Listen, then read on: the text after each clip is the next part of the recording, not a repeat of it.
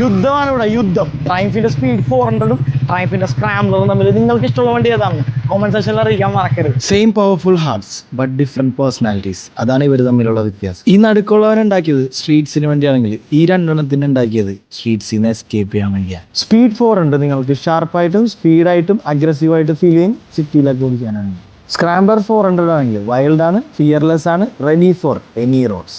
Long travel suspension ആയതുകൊണ്ട് തന്നെ ഇതിന്റെ സസ്പെൻഷനൊക്കെ നല്ല രീതിയിൽ തന്നെ പെർഫോമൻസ്. സ്പീഡ് 400 ലൈറ്റ് വെയിറ്റ് ആണ്, ശരിക്കും പറഞ്ഞ ഒരു പ്ലേഫുൾ ആയിട്ടുള്ള മോട്ടോർ സൈക്കിളാണ് സ്പീഡ് 400. സ്ക്രാംബ്ലർ 400X ആണെങ്കിൽ ബിഗർ ആണ്, ബോൾഡർ ആണ്, അതുപോലെ തന്നെ ഭയങ്കര കമാൻഡിങ് ആണ്. ഹൈവേസിലാണെങ്കിലും റഫ് ടെറൈൻ ആണ്. ട്രയംഫിന്റെ ട്വിൻ ബ്രദേഴ്സ് ആണ് ഈ മൂന്ന് വണ്ടി. ഇതിന്റെയൊക്കെ മോഡൽസ് വരുന്നത് 23, 24, 25. മൂന്ന് വണ്ടിയും സിംഗിൾ ഓണർ ആണ് വരുന്നത്. ഇതിന്റെയൊക്കെ പ്രൈസ് വരുന്നത് 2,39,000, 2,90,000. ഈ വണ്ടിക്ക് 10 വർഷം വാറണ്ടി വരുന്നുണ്ട്.